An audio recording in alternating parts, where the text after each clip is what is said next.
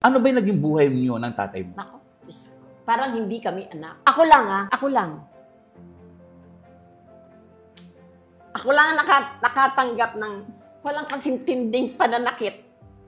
Doon ako nakatikim sa kanya ng suntok. Halos yung isang buong walis ting-ting ubusin sa katawan mo. Di ko alam naman kung anong dahilan. Ba't galit sa akin? Dahil kamukha daw ako ng nanay ko. Nung ngayon ko kamukha ako ng nanay ko. Dahil pinalaya, umalis daw siya, iniwanan daw siya ng nanay ko. Sabi ko, excuse me, hindi ka iniwan ni mama. Pinalayas namin si mama sa poder mo dahil ginugulpi mo rin. Pero bakit mo lahat sa akin binubuo ng buong galit mo sa akin? Kaya sinabi ko sa sarili ko, pag ako mag-aasawa, hindi ko sila bibigyan ng magandang buhay. Bibigyan ko sila ng bullshit at impyernong buhay. Pero hindi ko rin nagawa. Dahil natakot ako sa Panginoon. Sinabi ko lang yun dahil sa sobrang galit ko. Tapos nang naging asawa ko, nananakit din. Saksak ko din siya. Saktan ko din siya dahil nga nananakit siya, nananakit ng anak. Wala akong lalaki na nakipag-live-in ako. Meron isa, si Freddy.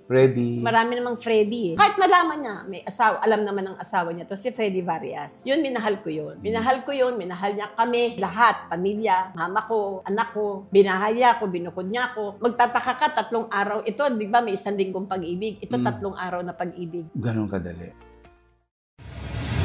Kung kaya mong mabuhay sa tundo, kaya mo ring mabuhay saan man sa mundo. Morley Alinio. Ito ang Tundo.